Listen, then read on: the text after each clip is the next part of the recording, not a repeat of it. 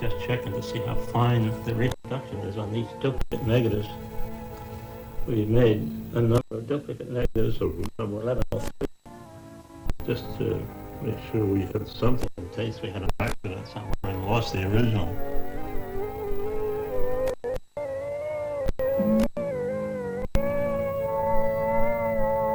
Trucks, cars, trains, smoke, airplanes, theaters, people, bicycles, everything. There's nothing left without something in the film. It just happens that everything came together like that. I'm doing the job.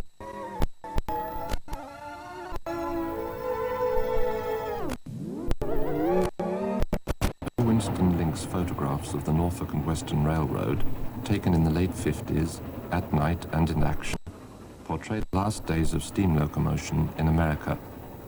They place the drama of steam in the context of everyday life along the track, and with their surreal lighting and composition, they are now acknowledged as the greatest photographs of steam trains ever taken. I could photograph anything I could think of. There wasn't anything that I could see that I wanted to photograph that I couldn't, regardless of size. So it was a great experience. It was a lot of fun. It was a tremendous amount of fun. But I never got paid for it, and I didn't want to. I didn't care. I was just getting the photographs. I knew there were a lot of things there that had to be done, and did it. Starting off in the Shenandoah Valley, Link was to spend 6 years documenting the passing of steam, filming it, photographing it, and recording its sounds.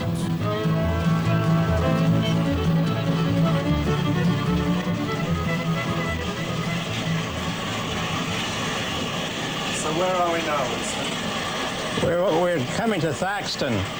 I'm following the timetable from December 1958. This is train number 85 westbound, and we're heading towards Roanoke. We're about to attack the Blue Ridge Grade, and we're on top of the train and making a film with the cinders and the smoke and everything in my face.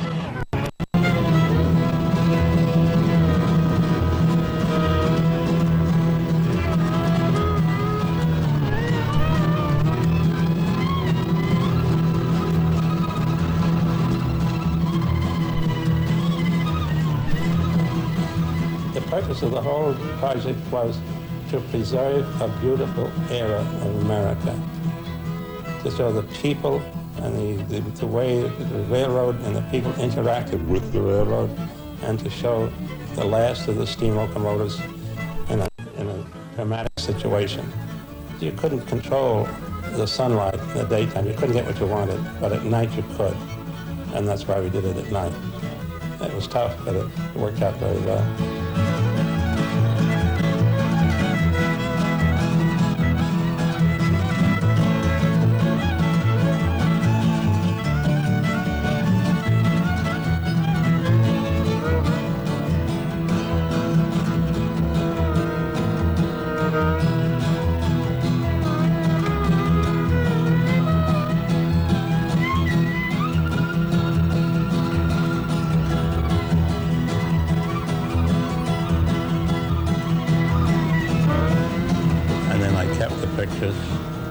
For, I guess, 30 years in the vault.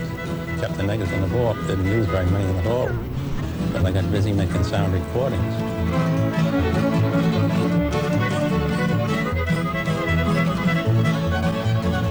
Then the pictures stayed, and the only thing that's been laid up longer and been held off from the public were the Dead Sea Scrolls. They kept them hidden for 42 years, where my pictures were held for 30 years. So they had me beat by 12 years. Ogle Winston Link was born in Brooklyn in 1914 and took an early interest in photography, encouraged by his father, who taught woodwork in the local school. Early on, he became fascinated with the sensuous beauty of machines. Indeed, he still drives a 1931 Ford Model A. I must have been 14 or 15 when I started taking pictures of trains. Friends would go over to Communipore over in Jersey City, and we'd photograph the trains over there. Jersey Central came in there with big engines, mainly the Blue Comet.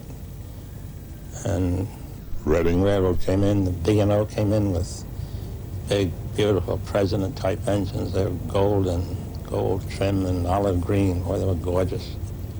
But the Blue Comet was the prettiest of them all. The engine was all blue. And satin chrome was a masterpiece.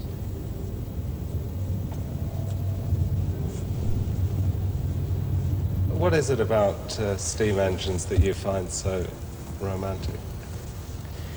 I guess it's because of the places they go. It's always they're always going to through some mountains and through the valleys and through rivers and forests, and it's always country. And I lived in New York City. I lived not in Manhattan, but in Brooklyn, where you didn't have anything like that. So it was always great to get on a train and take a long trip.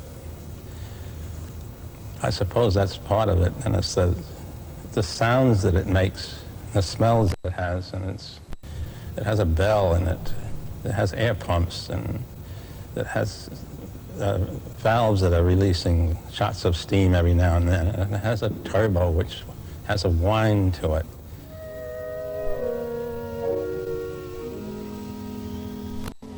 And it has a beautiful whistle. All the steam engines had different whistles.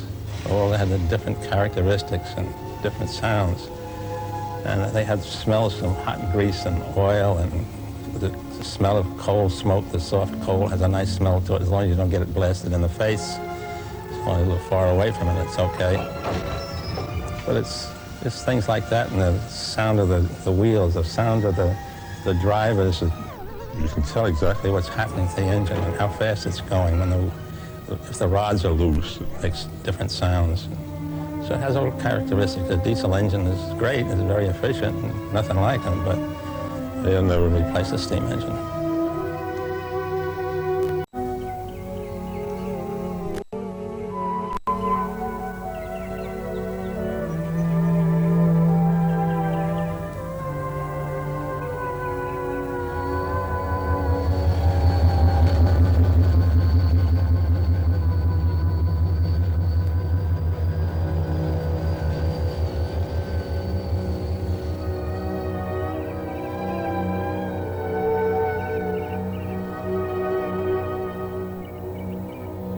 At the end of the era of steam, was around 1959 or 1960, I saw all Norfolk and Western engines being cut up.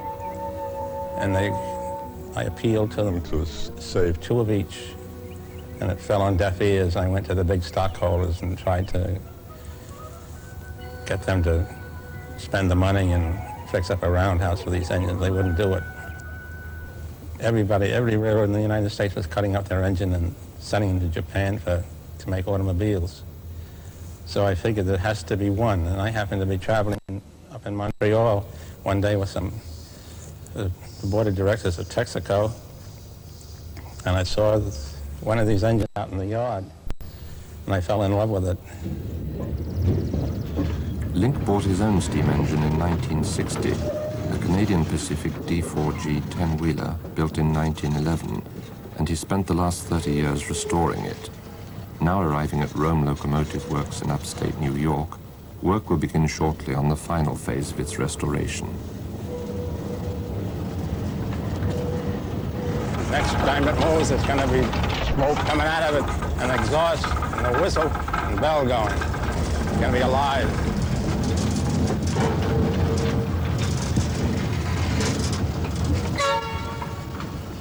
For this film, Link agreed to do one last synchronized flash photograph, a self-portrait in front of his own steam engine. He was helped by Tom Garver, who accompanied Link as a photographic assistant on 3 expeditions to Virginia in the 50s, and who was later, as a museum curator, able to champion his work. But we'll tilt it this way. We'll keep the light off the ground. So you'll get the maximum light out here on We this. can't do anything that we didn't do before, so we got to do the same, everything has the same way, same limitations. Okay. We can't go into all this expensive new equipment everybody's got. Got to be slobs. Until I started on that project, I had worked as a professional photographer for a big public relations firm called Associates in Manhattan. And I had learned a lot about photography and a lot about what it took to make a photograph, as they said, that we want to wow the picture editor. Also, I had developed certain techniques which could be explored. Winston Link originally studied civil engineering at the Polytechnic Institute of Brooklyn and worked during the war on countermeasures for guided missiles. When he set up as a professional photographer after the war, he specialized in demanding technical assignments such as a Scorpion jet taking off at 250 miles an hour. So by the mid-50s, he was uniquely qualified and technically prepared to take on the challenge of photographing steam trains in action at night. I'll have to let the mice out of this thing.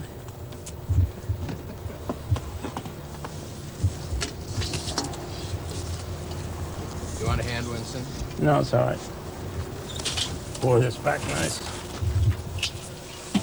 His photographs involved illuminating vast areas of night using batteries of flashbulbs linked in series. Say, we need this. Who put this up? He was capable of producing an explosion of light equivalent to 50,000 100-watt domestic light bulbs being turned on at the same time. As the flashbulbs then burnt out, he had only one chance to capture each fleeting image. Winston's spirit so imbued the project that it was never really work. It was such a pleasure, and there was also that kind of tingle that you know, this was high adventure, and you had to get it. I mean, there were times when we'd just be absolutely exhausted, you know, and the trains, we'd be waiting for a train. I remember once we arrived at a place to tape record, in this case. We got there at 6 and discovered that the train had left at 5. We got there the next day at 5 and discovered it had left at 4. We got there at 4, and that time it didn't come until midnight. So we sat there and waited and talked about what we were doing and about life and how it was changing, and many of the wonderful verities of architecture and construction and the quality of things, how they were disappearing. So there was this great intense spirit to really document and record this, to capture it. I think what I didn't realize is how much we were capturing a whole way of life that was disappearing. Not only steam locomotives versus diesel locomotives, but this isolated, small town, individualized kind of America that was vanishing. The Norfolk and Western was the last steam-powered Class 1 line in America. Centered on Roanoke, it had evolved over 120 years into 5 divisions. Though its engines were the peak of steam locomotive engineering in the United States, within months of Links beginning his epic project, the change to diesel engines had begun. I wrote to the Norfolk and Western to see what kind of an engine I could make with them. All I wanted was their permission to go on their property and be left alone. And it wasn't going to cost them anything. So they agreed to it. I told them it would take me 5 years. And it took 6. But then I ran out of steam engines, so I had to stop. But I still would have liked to have had a couple of more years, but we did pretty well. Links' evocative film footage of steam is seen here for the first time.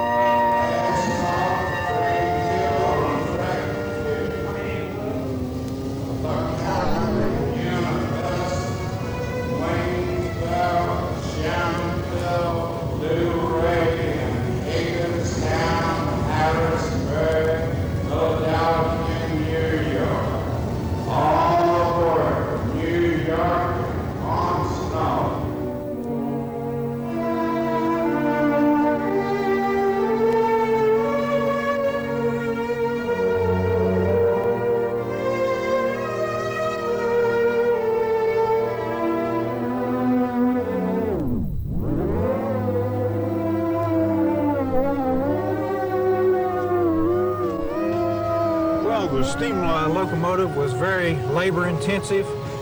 It commanded an army of men to clamber over, under, on, or about it. Diesel fuel was 10 cents a gallon back in those days. Component parts were very hard to get, and coal declined as the major fuel. Just a multitude of several factors that eventually caused the locomotive to decline and the diesel to be more economical to use. The steam era Norfolk and Western, back in those days, the 1950s, there were approximately 6,000 workers employed by the railroad in Roanoke. Several factors that eventually caused the locomotive to decline and the diesel to be more economical to use. The steam era Norfolk and Western, back in those days, the 1950s, there were approximately 6,000 workers employed by the railroad in Roanoke.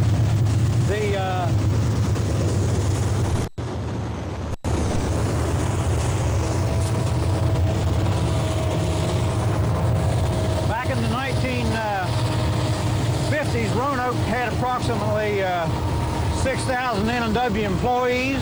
It was a very vibrant city. It was the headquarters of the railroad. There were 5 routes that fed into the Schaefer's Crossing classification terminal. The East End shops were just finishing up building 447 locomotives for the railroad down through the years. The passenger station was alive with approximately 24 trains a day. The people were very much aware of what their company meant to the area. The N&W referred to its 6-state area as the land of plenty, and people were very proud to work for the railroad.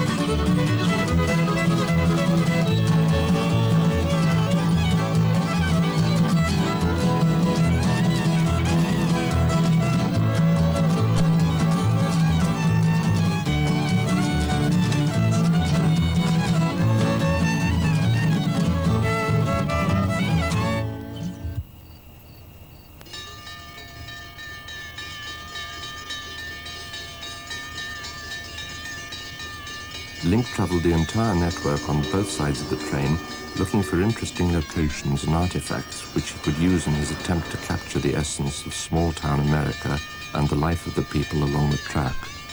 He would then correspond with the people involved months in advance of an expedition. This letter is dated July 17th, 1956. It's to Edgar W. Austin, Vesuvius, Virginia. Dear Mr. Austin, for about 2 years I've been making photographs along the N&W at night. I have noticed the Amoco pump next to your store and would like to make a shot, including this pump, with gas in the reservoir draining into a fairly up-to-date car. Yes, sir, I remember. What happened? Oh, he had cameras set up in that store there everywhere. And he, of course, I don't know how he did it, but he had it fixed so he could film the whole steam engine when it came up through here. In fact, I don't know, you probably got pictures of it, haven't you? I would like to get a nice-looking young couple in my car to pose as models, for which I pay a small fee. Do you know 2 people who would do this? Or do you know a real character with a very old car we could use? The picture will be made as the train passes.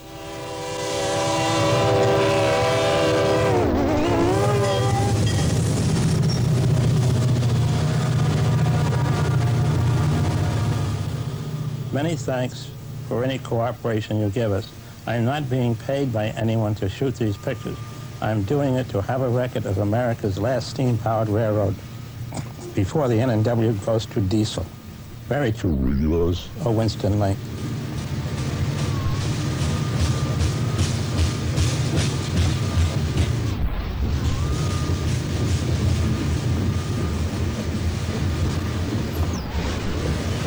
As well as I remember, I kind of wandered into the store, and Mr. Link was here taking pictures, and he asked me if I'd like to be in the picture. And he also asked me if I had a girlfriend, and I said yes, and he asked if I'd go get her to be in the pictures. But a year after this, we got married. The night train was most of the teenagers' curfew here in Vesuvius. When that passenger train went through, you were supposed to go home. It seemed like that night that it just took a long time to get it done, but we enjoyed doing it very much. And then, as he said, a year later, we were married. I have been married now for 32 years. He also took photographs in Edgar Austin's general store. This is my old me. And Mr. Miller, of course, is dead. Mr. Graves over there is dead. Junior Campbell, he's still living. He's around here someplace. He's the boy standing there at the scales.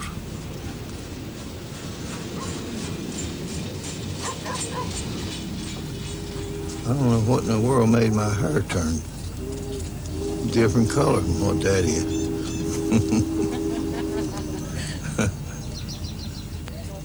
Yes, sir, I remember.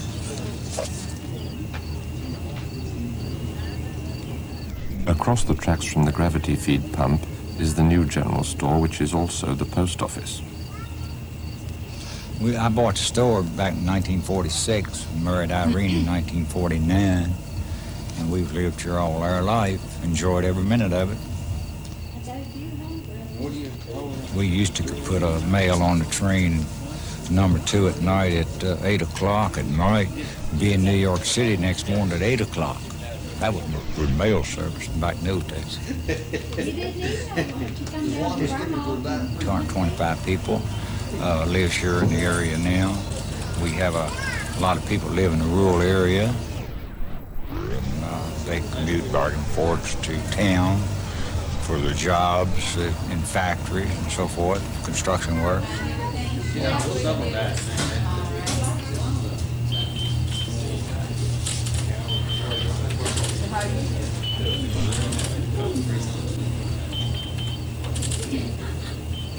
Winston.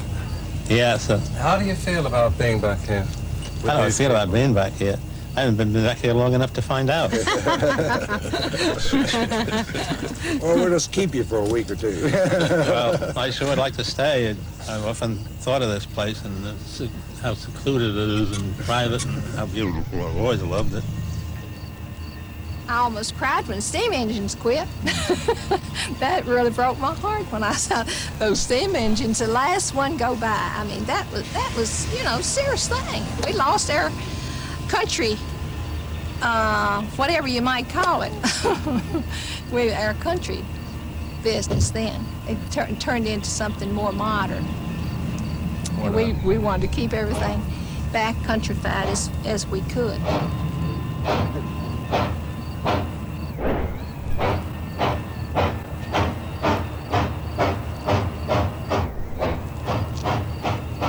We enjoyed the steam trains. They made a lot of noise, and but you could hear them way down the track, coming up, puffing and a-blowing and puffing and a-blowing.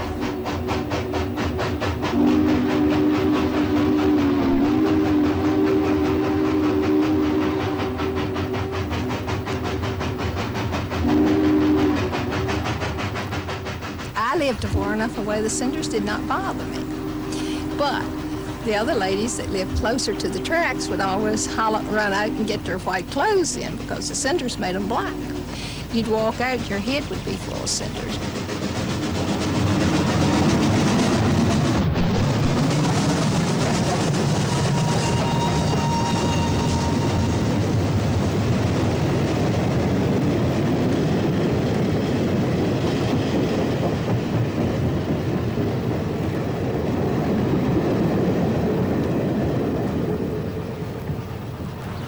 does it feel under there?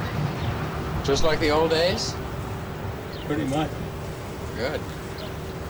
Not bad, Haskell. Haskell. Remember my middle name, Winston. Haskell. Haskell, I know, right. I forget what you're up to. So is it going to work? Of course it's going to work. It'll work. Don't worry about it. I tested it on the synchronization on all the shutters I have here, and they all read excellent. They all read good. Power supply is okay. All the wires are okay. And I don't know of anything that they don't know of anything to expect that give us any trouble.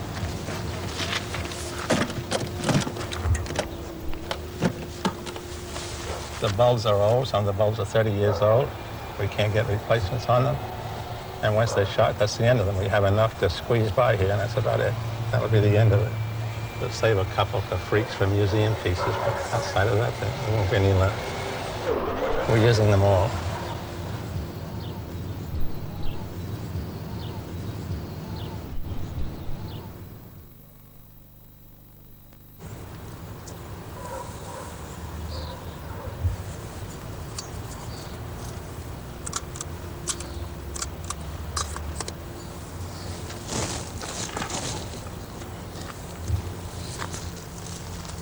All right, I'll try shooting it of myself. I'll get there, Haskell. All right, you want to come over here? Yeah, stay there for a second. We're going to get the film in. Until his photographic work was rediscovered, Link was better known for his sound recordings. The most famous of these was made at Rural Retreat, at the same time as he took one of his classic photographs.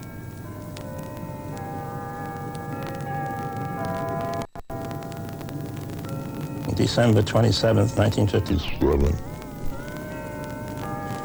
Recording made by Roy Zyder, that's my nephew. The night was clear, not quite freezing. The train was number 42 from New Orleans, and it stopped and then let off a couple of people and went on.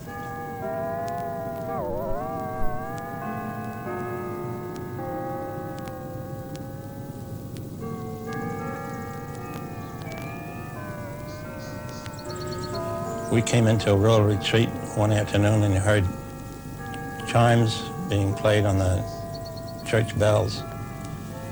And it was just before Christmas, day before Christmas.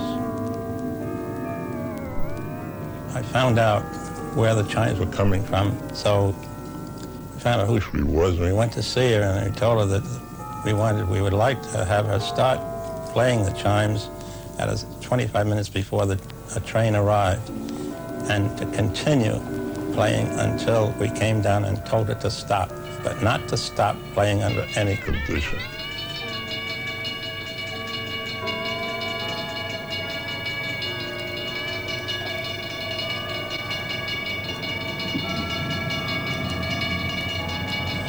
So she started, and then we were able to pick up the sound of the train in the far distance, whistling for distant crossings. And then the train came in.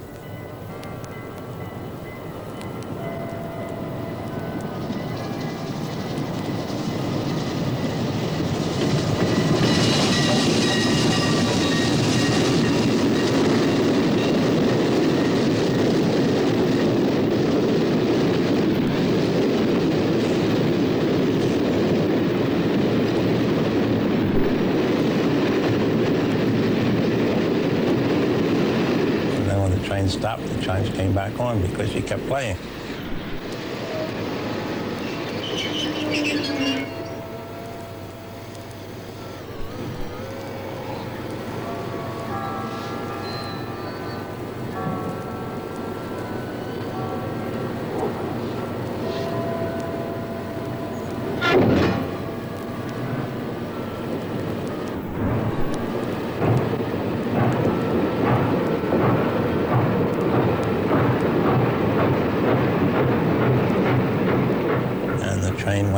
Went away for, I guess, 20 miles or so before we went down and told her to stop playing. It was a beautiful recording. She only made one mistake.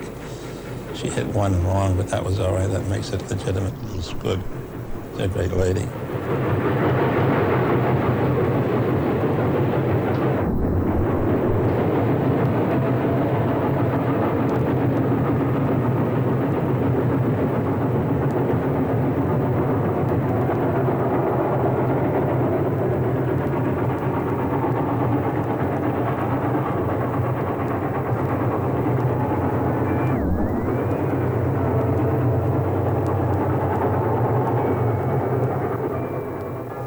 took pictures of trains then, did you? Pictures of trains.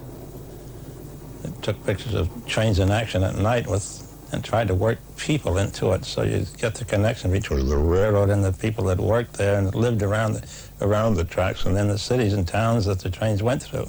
So he tied it all together to give it a pretty good image of American life along the railroad at that time. That's what we call Ghost Town. It was made in Stanley, Virginia, in January of 1957. You don't remember this telephone booth? I do. You want us to say what these are? Yeah. We know. This was a grocery store. This was a drugstore. This was another restaurant. This was a funeral home, and this here was a Post office. no hardware store first, and post office, and then a $5 to $1 store.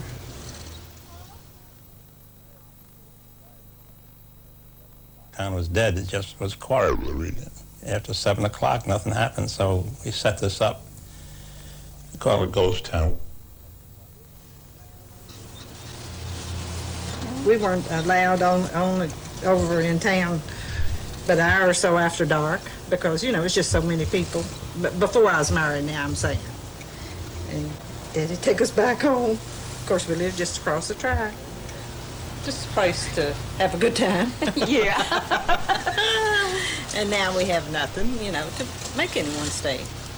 But you couldn't back then walk up and down the street because it was a booming little place, wasn't it? My boyfriend used to ride from Shenandoah to Stanley at the train. I used to go from Stanley to Luray, which is only about 7 miles. And I went clear to Hagerstown and got married on the train. They didn't quit them soon enough, did they? No.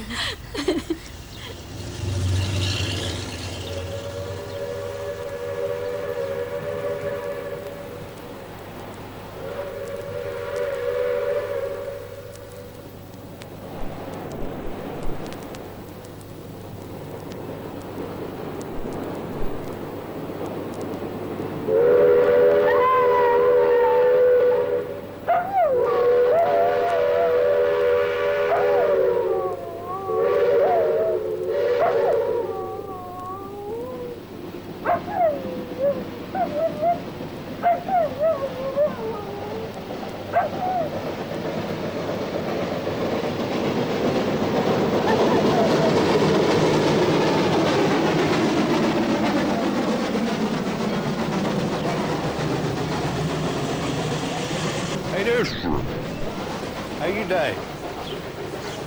Tim Hensley. Nice to meet you. What's your name? Charlie Joe. Nice to meet you, sir. Come around anytime. I'm here all the time. Is that right? That looks like an old company dwelling house, an old section foreman's house. Is that what that is? The old company architecture and whatever? How many years did you put in with the railroad? 49 years and a half. Is that right? What's it like living along the railroad here? Do you still look out for the trains and whatever? Yeah, I watch the trains. Do you watch them by? And, I watch the trains by. I sit out here anywhere from 11 to 12 o'clock at night. Watch the trains go by and chew them with the backer. Is that right? Did you like the steam engine better than the diesel? Yeah, I did. Yes, sir, I like that steam engine. What was the difference in them?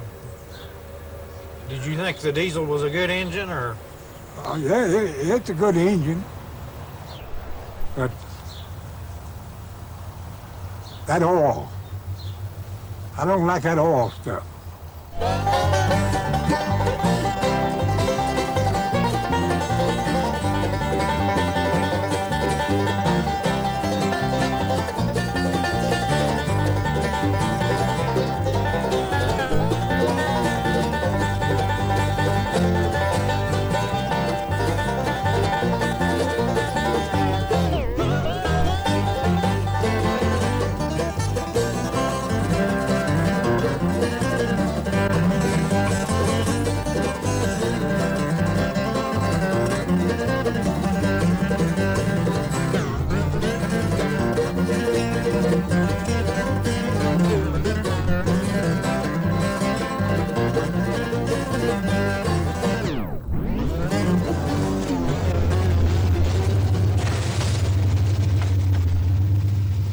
changed since Links' time. The N&W merged with the Southern Railway in 1982 to form the massive Norfolk Southern Corporation with its 17,000 miles of track across 20 states. But back in the 1950s, here at Bluefield, West Virginia, Link spent time in the engine service building photographing the laborers who toiled on the giant steam engines.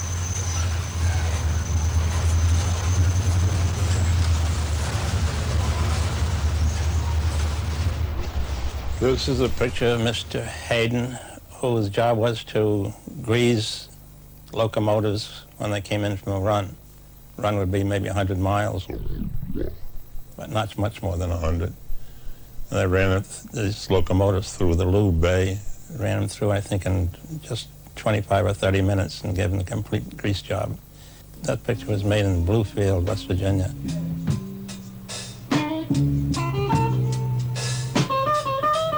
Well, my name is James O. Hayden.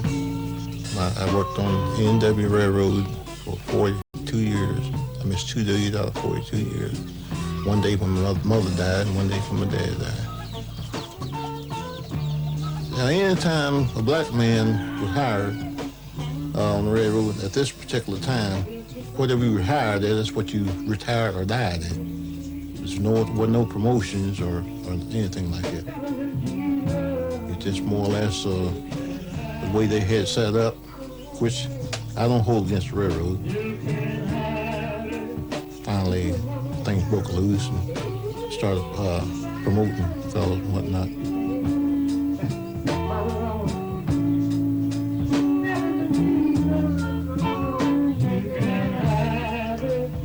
The master mechanic told me that as long as I was black, I'd know a good job doing machines work.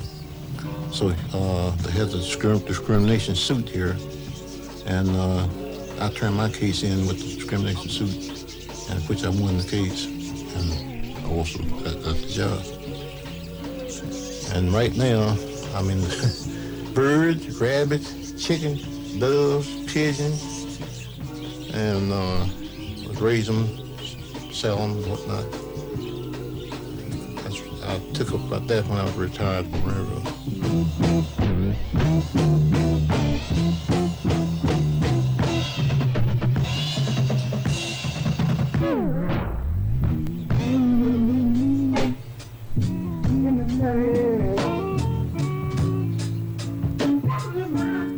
Having photographed most of the railroad at night for 5 years, there was one branch line running from Abingdon to West Jefferson, which he could photograph only during the day. The Abingdon line came to represent everything which he loved about these mysterious trains and the dreamlike vision of them crossing the landscape of rural America, touching the lives and culture of the people who lived along the track.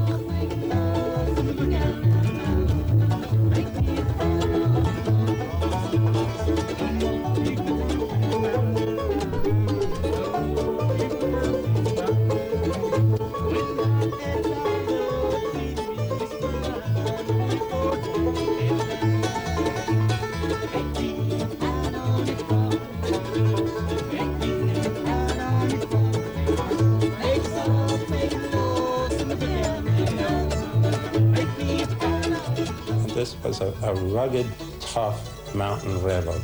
It was filled with curves, mountains, steep grades, bridges, all kinds of track running right close to the rocks and the sides of the rock mountains. It was absolutely fabulous. There's just nothing like it. It had such a special meaning that I tried to buy the whole railroad when it was for sale. They only wanted $110,000 for the whole railroad from Abingdon to West Jefferson, North Carolina. It's 55 miles. I didn't have the money, but I loved it so much. I loved this area so much. I loved the railroad so much that I wanted to preserve it. And they said, look, we know how you feel, but leave it alone. It just can't be done.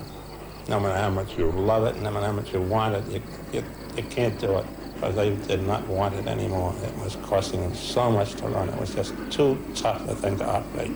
They were running at the point where they're only running one train a week.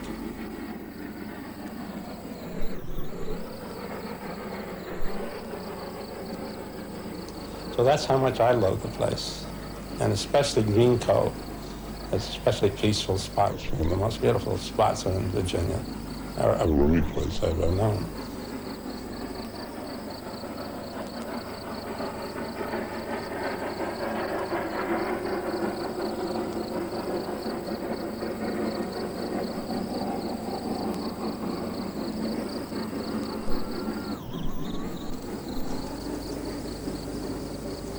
You see, people would line these seats every day and meet the train to get the mail. This was really a busy place, and it was a good place not only to swap yarns, but to sell some groceries and to listen to their tales of woe and their sadness and also their happy hours. There's Mr. Robert Farmer, Mr. Benton Greer, my dear sister Eleanor,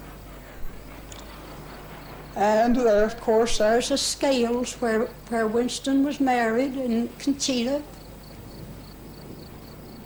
And here's my father, W.M. Buchanan. This is Carver Walls. This is Leslie Greer.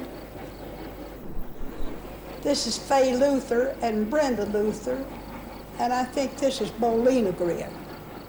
Where are all those people that are in here? Are they still around? You remember Benton Greer, he's your first one. Yeah.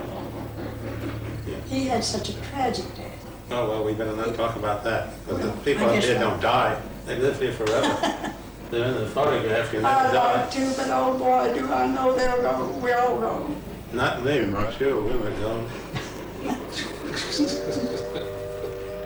I should have been gone a long time ago.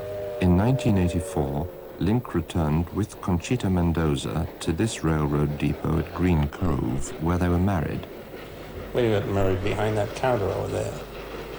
And it wasn't a very smooth operation because the minister he had somebody photographing, and I kept telling him to move out of the way and move over here and move over there, and the minister kept being interrupted all during the ceremony so we get the right angle on the photographs. It was quite an unusual type of marriage. But anyway, it worked.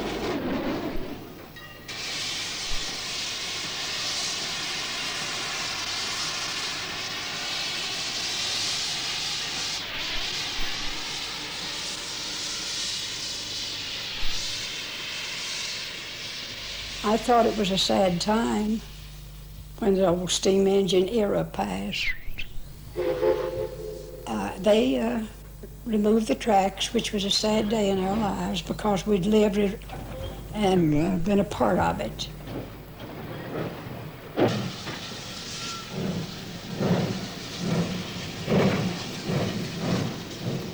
It's changed a great deal, and it's a lonely place anymore. And it's lonely, but it's beautiful, I think.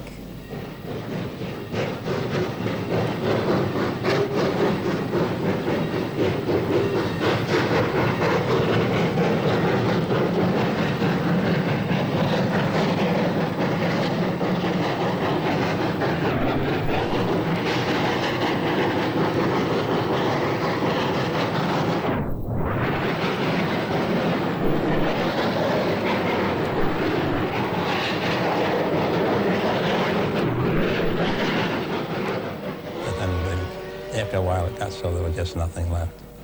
And in May of 1960, they dropped the fires on the Y6, last one. No steam left. How did you feel then? Pretty bad. But I was tired. I'd been going down there for 6 years, and it was milking me. It was costing me a lot of money, and I never had any spare change. Everything I earned went to that project. How much did the project cost? Oh, thousands. I don't know how much. I don't keep a list of those things. I have no records of it. I don't want to know what it cost. I don't care what it cost. It got done, and it was done well. I didn't cut any corners. The only place we saved money was on some of this carbon paper. That's the yellow stuff is very cheap, and if it's exposed to the air too much, it falls apart. O. Winston Links took his last night photograph in April 1959, but apart from illustrating his record albums, the body of work remained largely unseen until 1976. Do you think that it would have been, he could have gained recognition earlier? I don't think so. You see, one of the things that I think happened is that Winston came out of the grand directorial photographic tradition of the 30s, of a photograph, large camera, elaborate setups, carefully engineered, carefully established. Then in the mid and later 50s, the Leica, the candid photograph, blurred, you know, but where you knew it was really photography verite, as it were. And Winston was never very comfortable with that, and his style, of course, never really fitted into that.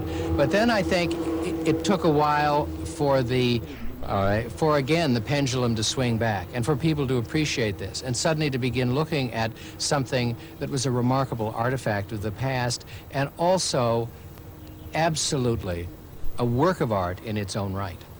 And so that at first steam locomotives, little towns and so on had been so much part of our lives. I mean, they were invisible to us. Then we began to see these differently. The locomotives had disappeared, then the railroads disappeared in many cases, and then the towns disappeared. And so we suddenly were looking at a vision of America only 30 years old. You know, only 30 years old, but very different. I want to keep it off the engine. Okay. Some of it will spill over to it. There's that. All right, now I see something here I can put under it. What do you see? How about these 2 bars? What about a piece of cotton? Piece of cotton? Yeah. Yeah, you think that would hold it real? Okay. Try that other one.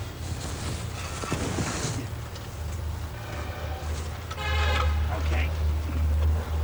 All right. That's not bad. That seems pretty good. Okay. Careful, I got you too. All right. Are we set for the big flash over there? You're going to focus on that? All right, we're all set. Now I got to get some kind of an expression. I go, oh, this ought to do it.